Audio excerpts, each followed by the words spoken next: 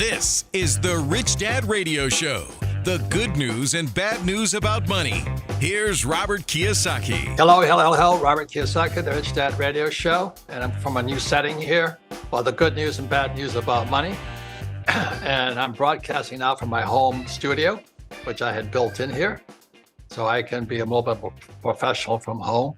And our special guest today is a longtime friend and a man of credible knowledge. Is Jim Rickards. He's the author of his newest book is Sold Out. But I came across Jim when I read his book, Currency Wars. And man, are we in a currency war today? Another thing that Jim said was that, the avalanche is all it needs, that last snowflake. And then what happened after 2008, what they did was they kept dropping interest rates like this, but the debt went up like this. And then we had crypto invented in between that time. And the last snowflake hit, it was called Sam Bankman-Fried or something, FTX and FTT and all this. So Jim's book, Currency Wars, is as prescient as it comes. So we're going to do, what do you see in 2023? I want to warn people on something is, when I was a kid, we always said, don't trust anybody over 30. In this environment, I don't trust anybody under 30. And the reason for that is all they've known is a rising market. And as you get old enough, markets go up and markets come down. And my concern is, I'm not saying it's Jim's opinion, but I think we're heading in for the roughest markets we've ever had because Ben Bernanke, the Nobel Peace Prize winner, or Nobel Economics Prize, he raises interest rates, the biggest bubble in world history. And when that air comes out, we're in serious trouble. So this is one more way of saying that under 30 people, all they know is don't fight the Fed, buy the dip, real estate always goes up and all this stuff. I think those days, as they say in Hawaii, are aloha. I think we're going into a very rough economy. So one more thing is when I watch YouTube now, which I didn't have growing up, there are more experts on YouTube now who are full of shit. I can't believe the crap they're putting out there. So if you're cruising YouTube and you're looking for some credible source out there, you got to be careful who your sources are, because you can be a YouTube genius, but be another Sam Bankman-Fried, whatever his name is. So the reason I trust Jim Rickards, he's over 30. He has gone through hell. And he's gone through hell. We have experience and all this. But the most important reason for me bringing Jim on board, he is a credible source. He's worked for the CIA, the Defense Department, and all this. He's been part of one of the biggest real market crashes on long-term capital management. And all of those things give us the most priceless value in education. It's called experience. And so Jim is on board. We're going to do 4 shows together. What do you see in 2023? Jim is a visionary. He's a futurist. He can see. I follow his advice. But I caution you, just because somebody is on YouTube making claims of what they can do for you, be very, very careful. So when I have a question, I call Jim a friend. I can call him and I can get credible, what I say, factual plus depth of information that most people under 30 do not have. So we're going to do 4 of these series together, back to back. What do you see in 2023? And Jim, welcome to the Rich Dad program. And as I said, I value our friendship, but more important, I value your experience and your depth of knowledge, because we're older than 30. So well, thank you, Robert. Great to be with you, and I appreciate the kind words, and I'll reciprocate. You're one of the people I look to and follow your work and follow your shows and broadcasts and a lot else besides. So it's a great relationship, and I am definitely over 30, so I'll confirm that. Yeah. So what you have so many, I've read your books, you have so many things that are priceless. Like you were doing ding ding or something, is about how they program you for little bells and stuff like this. And on your, if your key is not, your seat belt's not on and all this stuff. I'm going, holy mackerel. I mean, you look at everything from such micro and macro, how we're being programmed to be pawns of the system. So this is the first of the things, and I'm going to ask a quick question. What is the first thing you see for 2023 people should be aware of? Well, we're going to talk about four things, and we'll start with one right now. But I'll caution our viewers that my list might be, pardon me, my list might be quite different from other people's lists. This time of year, yeah, the forecasting business is at an all-time high. Everyone's got, stock market projections or bond market projections or things to look out for in 2023, and that's fine. A lot of good contributors from a lot of sources, but based on probably the way I combine not just economics, but also geopolitics, bring them together. They've always been connected to some extent, but they've never been more interconnected, more merged than they are right now. And so I think bringing that perspective will maybe give us a different list, but that's a good thing because we can contribute something the viewers might not be hearing elsewhere. I would drop one footnote to your introductory remark, Robert, about a younger generation. Yeah, 30, no reason to pick on 30-year-olds. If you're under 50, you've never seen some of the bear markets, something like the Great Depression or even 1987, the stock market dropped 20. 1987. It wasn't 22% in a week or a month or a year. It was one day. So if you're say younger than a certain age and it's way over 30, you've never seen anything like that. I've seen some of it, and I also read quite a bit of economic history. I wasn't around for the Great Depression. You have to be 100 years old to say you lived through that one, but I'm pretty familiar with it as well. But the one footnote I would drop is that you said people haven't seen these kind of market crashes. Well, not the Great Depression, that's for sure, but they have seen market crashes, but they've also seen it come back every single time, and that's what's different. So yeah, we got through 1998, we got through the dot-com crash, we got through 2008, we got through 2020 and COVID. There's actually a good size market drawdown in 2018 between October 1st, 2018 and Christmas Eve, what I call the Christmas Eve massacre. Stock markets dropped 20% in under 3 months when the Fed kept raising interest rates, even though the economy was weakening. So they have seen those, but every single time it came back, even in COVID, March, April 2020, the stock market went down 30%. It did. I mean, just almost straight down. But by September, we were back to new all-time highs. And so it's not that they've never seen that kind of volatility, but they learned the wrong lesson, which is it always comes back. And we know why, because the Fed bails you out. The Fed floods the zone with money. The Fed talks it up, et cetera. But the counterexample in 1929, when the stock market did crash, it was down 23% over 2 days. It was like a 12% day and an 11% day in late October 1929. But it kept going. The stock market crashed in October 1929, but it bottomed in June 1932. That was a 3-year moving crash or rolling crash, whatever you want to call it, with some rallies along the way. And the total damage was over 80%, not 30%, not 40%, down 80%. And what people don't know, many people don't know, is you said, okay, then it rallied in 1933 and 1934. The Fed messed up again and blundered again, as they usually do in 1937, and threw us into a double dip. But if you ask people, okay, well, everyone knows the stock market crashed in 1929. When did it regain those highs? How long did that take? The answer is 25 years. It was 1954. It was 1954 before the market recovered from 1929. Now, it doesn't mean there weren't gains along the way or you couldn't make money. You could. But if you say, oh, I'll just sit tight and wait till it comes back. Well, a lot of people didn't live long enough. They didn't live 20. They never saw their money back because they didn't live 25 more years. So that's a real bear market. It's happened before. And so the point is you need to be prepared for things like that. And no one alive, but very few people alive have seen anything like that. So that's I think that's the right framework to put it in. And if you say, well, what if we had another market crash right now? We'll talk about reasons why in a second. Why couldn't the Fed just come right back in and, print some more money and do the same thing over again and bail out the new failures, whoever they may be, whether it's I call him Sam Bankman-Fraud, not Sam Bankman-Fried, but some people call him Son of Sam Bankman-Fried. Just They're too young to know who Son of Sam is.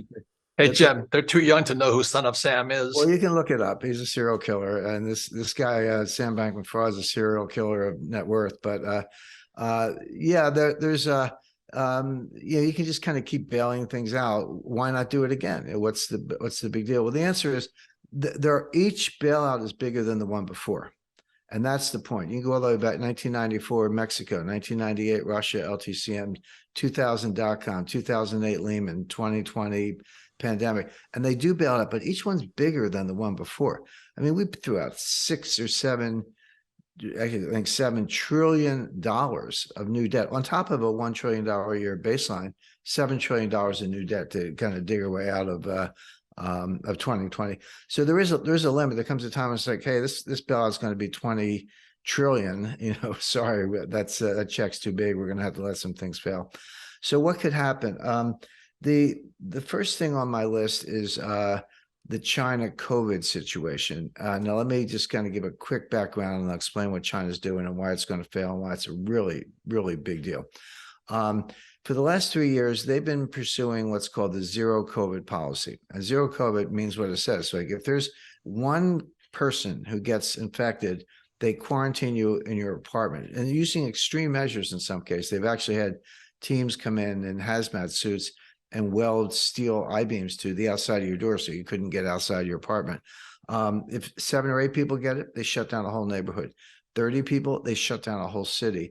We're talking Shanghai, 26 million people, Beijing, 22 million people, and other cities, Xi'an, Chongqing. I've actually been to Wuhan, I've been to all these cities, and they're huge. Nobody in, nobody out. Or if you do, you have to have a negative COVID test, but it can't be more than 48 hours old. So you got to get tested 3 times a week. And they have testing tents every 3 blocks in the city, and masks and all. By the way, none of this stuff works, by the way, but they make you do it. They have COVID concentration camps where they ship people outside the city limits and put them in quarantine, etc. Extremely, extremely damaging to the economy. Can you contain the COVID? Yeah, but at a multi-billion-dollar cost, not to mention social disruption, etc. And it doesn't work in the long run. It can contain in the short run at enormous cost. Absolutely does not work in the long run. Well, but it was all done for political reasons because Chairman Xi Jinping wanted to get his 3rd term, unprecedented, by the way, since Mao Zedong, as the new emperor, the new communist emperor of China.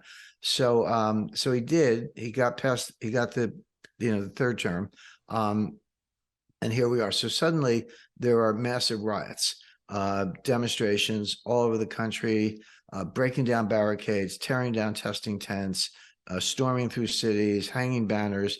And if you're the leadership, do they care about people's welfare? No, but they remember Tiananmen Square, 1989, when they put it down by killing thousands of people. No one knows how many, but they massacred 3 or 4, perhaps more thousand people in and around Tiananmen Square to suppress that. And they saw it sort of happening again. So they threw in the towel on COVID. They said, okay, we're just going to let it go, let it rip. They don't put it that way, but that's what they're doing. And they're saying, okay, now you can self-quarantine. You don't need tests. You don't need travel permissions. You can just go, but, be careful, wash your hands, basically. So what's going to happen next? Everyone, and of course, Wall Street has always got the pom-poms out, the Wall Street cheerleaders, buy stocks, buy Chinese stocks. I wouldn't touch China with a 10-foot pole or maybe a 6-foot pole, since that's the social distancing range, which is another piece of medical nonsense, by the way. But so the bulls are saying, well, now get in China because they're reopening and they're going to get going. It's not going to happen. It's not going to happen for 2 reasons. Number one, this thing's ripped. Now, the math is pretty simple. It's not complicated. It's a population of 1.4 billion people. Assume a 30% infection rate, which I think is conservative. A lot of estimates, some people say 50 to 60% before you achieve what they call herd immunity. But let's just say 30% to be on the conservative side. That's 420 million people are going to be infected with COVID in the coming months. How many? 420 million. Jeez. That's That's 30% of 1.4 billion. But that's more than the population of the United States. Correct. A lot more. That's exactly right.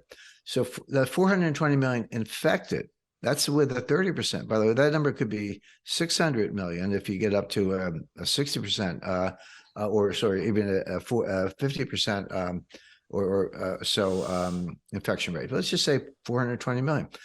The fatality rate is 0.25%, which is quite low, meaning 99.75% survival rate. Well, that's the good news. The bad news is 0.25% of 420 million is a million. You're talking about 1 million dead. And again, that's conservative. Some estimates, again, I've seen 1.5 million. 1.5 million dead, okay? But how many are in hospitals? How many are in ICU beds? They don't have the ICU beds. They have some, but they don't have nearly enough to. So it's not just a question of the fatality rates. It's a question of what can you do to offer medical treatment or any kind of assistance to the 400 million or more people who are infected. So first of all, that's going to shut down that's inevitable. That's the math. It's not speculation. That's going to do more damage to the economy than the lockdown. In other words, the zero COVID policy. In other words, China has no good way out, because zero COVID, you're going to cause a revolution and it doesn't work. If you let it rip, you got 1 million to 1.5 million dead, plus hundreds of millions not in the medicines, kind of coming out of my book, sold out about the supply chain. Go to your local CVS or Rite Aid or Walgreens or whatever pharmacy you have. Try getting ibuprofen, Tamiflu, just over-the-counter medications. What when I was a kid used to call it cough medicine, but whatever, the equivalent today is can't get it, or the shelves are bare. Because why? We get that from China. 80 to 90% of those over-the-counter medications come from China. The Chinese know what I just said. They know their medical facilities can't handle what's coming, so they're going to have to self-medicate.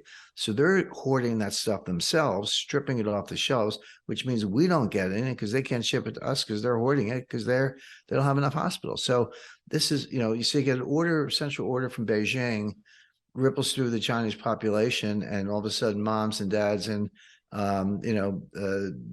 Phoenix or Boston can't get ibuprofen.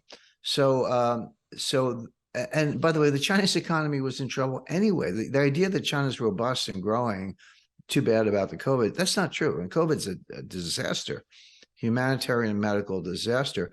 But China was suffering anyway because of too much debt, real estate collapse, decoupling from the US, technological lags, cutting off their ability to steal our intellectual property, and a lot else besides.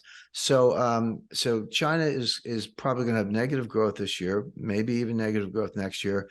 There's not going to be some great reopening. It's not if you're invested, get out. If you're not invested, don't go in, because it's a disaster. So, Jim, like I said, this is the Rich Dad Radio Show, the good news and bad news about money. But also when we come back again, this is section 1 with Jim Rickards. What do you see in 2023? So Jim's talking about what he sees coming from China. His latest book is sold out. The first book I read of Jim was Currency Wars. And now we have Sam Bankman fraud. I mean, it doesn't get much worse than that. So this is what do you see in 23? And we come back, we'll be continuing on what does Jim say. Again, this is part 1 of 4 series. And the best way to not be a victim of what's coming is to see what's coming. So we'll be right back.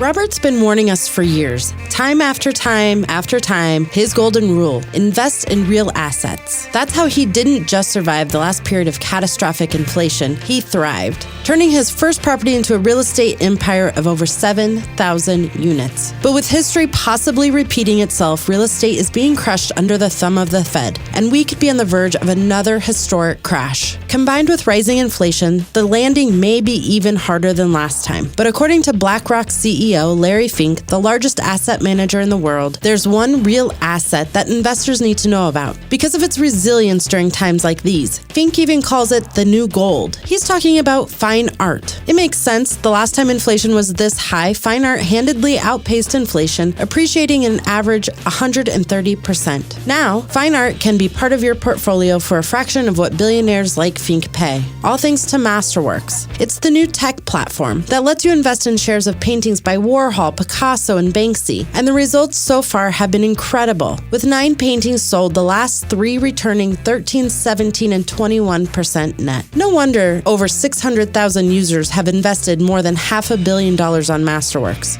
And here's the best part. You can skip their wait list and try Masterworks for free by going to masterworks.art/richdad. That's masterworks.art/richdad. See important disclosures at masterworks.com/CD. Hey everyone, it's Sarah at the Rich Dad Radio Show. Let me tell you, good sleep is the ultimate game changer, and the 8 Sleep Pod is the ultimate sleep machine. I live in Arizona. It's over 100 degrees today, and it's only expected to get hotter throughout the week. And the Pod is the only sleep technology that dynamically cools and heats each side of the bed to maintain the optimal sleeping temperature for what your body needs. With the Pod, you can start sleeping as cool as 55 degrees Fahrenheit or as hot as 110 degrees Fahrenheit. And clinical data shows that 8 Sleep users experience up to 19% increase in recovery, up to 32% improvement in sleep quality, and up to 34% more deep sleep. And 8 Sleep recently just launched the next generation of the Pod. The new Pod 3 enables more accurate sleep and health tracking with double the amount of sensors, delivering you the best sleep experience on Earth. And all you need to do is go to 8sleep.com/richdad to start sleeping cool this summer and save up to $150 on the Pod. 8 Sleep currently ships within the USA, Canada, the UK, select countries in the EU, and Australia. Feeling powerless over current events and your financial future? Financial freedom is your freedom. Robert Kiyosaki is the best-selling author of Rich Dad, Poor Dad.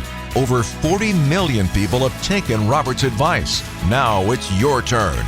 Attend Robert's free virtual wealth building event. Claim your free access now at richdadfree.com. Don't wait, access is limited. Go to richdadfree.com. That's richdadfree.com. Welcome back. Robert Kiyosaki, the Rich Dad Radio Show, the good news and bad news about money. And you can always look at our view our programs again on richdadradio.com. And we recommend you people listen to it again, because repetition is one of the best ways to learn. Listen to this program again, you'll learn even more. And our special guest today is, like I was talking about it earlier, today with YouTube filled with all these experts, who do you know who's credible? You know, you can be an expert on YouTube, but be another bankman fraud in real life. So our guest today is Jim Rickards, and he and I are both over 30, and we've both been through the mill a number of times, and it gives, a little pain causes your vision to improve into the future. So this is the first one of a series of 4 with Jim Rickards. What do you see in 2023? And I think, and his latest book is sold out. And the reason that's important, because the first part of this program was on China. And China is supply chain. So our supply chain is now disrupted big time. And as Jim says, supply chain is the economy. In other words, if you can't get aspirin, you can't get this, you can't get toilet paper, you're in serious trouble. It is the economy. So with that, welcome back, Jim, for this is the first part of 4. What do you see in 2023? And we're discussing China. And I'll give you, please talk about sold out really quickly, because this is the other day I was thinking about you. I was eating blueberries. Now, generally blueberries, I believe, come from Vermont, but here it is hardcore winter. And I think my blueberries were coming from Ecuador. That's supply chain, right? Absolutely. That's a long supply chain. I don't know the exact distance, but probably a good, 4,000 or 5,000 miles. One of it could be semiconductors or oil or blueberries, but stuff moves all over the world. That's exactly right. And it's being very disrupted right now. So what else so this is number one of a series of What Do You See 23. You're talking about China, and there was that program called Evergrande, which was their big real estate crash. And, I mean, China's in serious trouble, and now COVID. So what do you see coming, for China? What do you want to talk about for the first part of a 4-part series? Well, we spoke about China and covered that pretty in depth. So just to turn to the next thing I see in 2023 having a major impact on markets, I would say the situation in Ukraine. And there's a lot more there than just, there's obviously a war going on, clear, and Russia invaded Ukraine on February 24th, 2022. I don't want to spend a lot of time on the background of that. I have some pretty strong views. I think they're pretty well documented. Everyone's like, Russia's the bad guy because they invaded. Okay, they did invade, but they were being provoked for 14 years. George Bush stood up in 2008 and said that he thought Ukraine and Georgia should be in NATO. And a few months later, Putin invaded Georgia and made sure Georgia would never join NATO. And then in 2014, the U.S. and UK staged a coup, using the CIA and MI6 to overthrow a pro-Russian president of Ukraine. He was duly elected. They had an election. I'm not saying that he was a great guy, but he was duly elected. He was pro-Russian, looking to enter into some trade linkages with Russia, and the U.S. and UK intelligence services staged a coup. Threw him out. He ran out for Russia. We put in a puppet government, and then Putin invaded and took Crimea. So first Bush makes a clumsy statement, Putin invades Georgia. Then they stage a coup and Putin invades Crimea. And at that point, you're supposed to say, what part of the word invade do you not understand? In other words, Putin is telling us, don't go there. Ukraine's not going to join NATO. You've crossed a red line. Then he invaded Georgia and Crimea to show he was serious. And the U.S. still wasn't listening. Either that or we were listening and we wanted the war. And that's really my view. I think the warmongers, Victoria Nuland, Tony Blinken, Jake Sullivan, Susan Rice, and there are others, Lieutenant Colonel Andrew Vindman, this whole warmonger crowd wanted this war, and they got it. So here's your war. Now, the war is tragic. It's brutal. That's what war is. And that's been going on for a while. But there is a financial, economic war wrapped around the military kinetic war, because the U.S., we've been supplying weapons to Ukraine and training, and Poland. A lot of the so-called Ukrainian troops are actually Polish troops wearing Ukrainian army uniforms because so many of the Ukrainian troops have been killed. Various weapon systems are being supplied. There's a drone war going on. Iran's giving drones to Russia. The U.S. has, its own drones. They're supplying them to Ukraine, et cetera. So that's been pretty well vetted. But the economic financial war around it, the U.S. has put sanctions on Russia. The U.S., but also make it clear, the U.S. and the EU and the UK and other allies have joined these sanctions against Russia, and they are unprecedented. And by the way, I spent a long part of my career working on sanctions. The financial warfare, exactly the kind of thing we're talking about now, is what I had done for over 10 years, longer actually, for the intelligence community. I worked on supporting intelligence support for the Committee on Foreign Investment in the U.S., which looks at deals where foreign companies are buying U.S. companies, and you ask yourself, is there a national security threat here? It's not an antitrust review or securities law review. It's a national security review. And I used to do what we call collections, the intelligence collections, to support that analysis. And I teach financial work at War College. So it's just one of my specialties, and I know a lot about it. And when sanctions were announced, just to kind of give some examples. Sorry, Robert. So we froze the reserves of the Central Bank of Russia, completely unprecedented. We froze the reserves of oligarchs. We kicked the Russian banking system out of the international SWIFT message traffic system, that's where big banks record large transfers to each other. It's kind of the nerve center, the beating heart, if you will, of the global financial system, based in Belgium, and Russia has been kicked out of that, and a lot else besides. Limits on Russian oil exports. price caps on Russian oil, and so forth. And then Russia's retaliated. They banned certain exports of strategic metals, fertilizer, grain, and other essential goods to the rest of the world, or at least to countries that are participating in the U.S. sanctions. So I don't want to spend too much time going down the whole list. It's a long list, but the point is it has been highly, highly disruptive to the to the supply chain and the food chain. It's contributed to inflation, and it's getting worse. So that much we know. We already know that, and it's a very big deal. What could get worse? Let me interrupt real quickly. Again, Jim's latest book is called Sold Out. He's talking about supply chain. So this war in Russia and Ukraine is really a supply chain issue. That's how it affects you and me and all this. But isn't Ukraine also an exporter of food throughout the world? Well, if you combine Russia and Ukraine, they provide 25% of global exports of wheat, 35% global exports of barley. Russia provides a large percentage of global fertilizer exports. So the answer is yes, absolutely. And if you look at it from the importing point of view, you say, okay, so Russia and Ukraine are 25% of the world's exports of wheat. It doesn't mean they grow that much wheat. It just means they export that much wheat. The U.S. grows more wheat, but we use it ourselves. We feed cows and pigs and make ethanol and do all kinds of other things with it. But Russia and Ukraine export a lot of it. But from the point of view of countries, you say, well, who gets their food from Ukraine and Russia?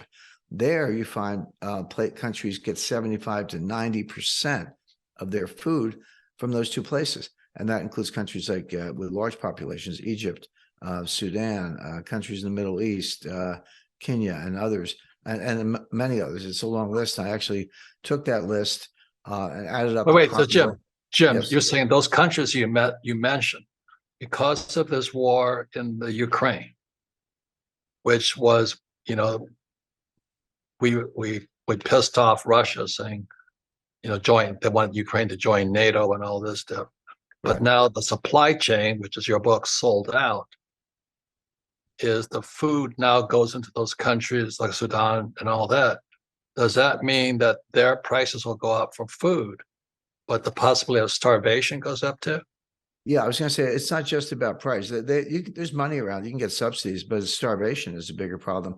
And they've been scrambling since the war started last February. To the extent they've been getting anything, they've been drawing down reserves from the year before. So there is grain storage, and there was some left. But now the reserves have been drawn down. Some exports are trickling through, but it's a very small amount. And believe it or not, some of the exports are going to Europe, which has other resources. And so starvation is a real... You may end up with more people dying of starvation than dying in the war. But this is playing out in real time. I was not saying everything's happened right now. It's happening, and it's going to get worse as the winter progresses. So, for example, Boeing, they talk about the supply chain. Boeing gets, how do you make airplanes? Well, they make them from aluminum and titanium. Where's that come from? Well, about 40% of it comes from Russia. What about farmers in Argentina, farmers in Brazil, farmers in parts of the United States, for that matter? How do you grow crops? Well, you need nitrogen fertilizer. Where does nitrogen fertilizer come from? A lot of it comes from Russia. So when you start throwing these sanctions, it's one thing to sit in a little bubble office in Washington and say, I'm going to throw this sanction on you, or you and this guy, Wale Adeyemo, is in charge. Janet Yellen doesn't understand anything we're discussing right now, but she was a deputy named Wale Adeyemo. Pretty smart guy, but he's like never had a real job. He worked in the National Security Council under Obama. He was president. So Jim, this goes back to the first book I read of yours, which was Currency Wars. Oh. When you throw sanctions on somebody, that's a currency war also, isn't it? Well, that's correct. And it comes around in boomerangs. And this is what I was teaching at the U.S. Army War College. And I had a lot of skepticism from the class. I have to admit, it was seminar style. It was only 12 people, the top mid-career big brains who are going to be future, 3 or 4-star generals, future national security advisors. That group are my class, as I say, at the mid-career stage. They were skeptical. That's fine. I encourage that. But I said, here are the sanctions. Here's what we're going to do. None of it's going to work. And it's going to be worse than that because it's going to boomerang and hurt us. And that's what I told them. And that's exactly what's happened. The Russian ruble, remember Joe Biden saying, we're going to crush the Russian ruble. The ruble today is stronger in foreign exchange markets than it was before the war. et cetera. So Russia's oil revenues are up. The quantity might be down, but the price was up from where it was, and so they're making more money. And the foreign exchange reserves are fine. By the way, 20% in gold. So you can't freeze the gold. You can freeze dollars, you can freeze treasury securities, but not the gold. So what could get worse than what we just described? And all this is continuing and getting worse, and that's a big factor for 2023. Unfortunately, we are on a path to nuclear war. And nuclear war? Wait, did you say that? Nuclear war. And I studied nuclear war fighting beginning in the late 1960s. And what I studied in the late 1960s, most of it was written by scholars in the late 1950s.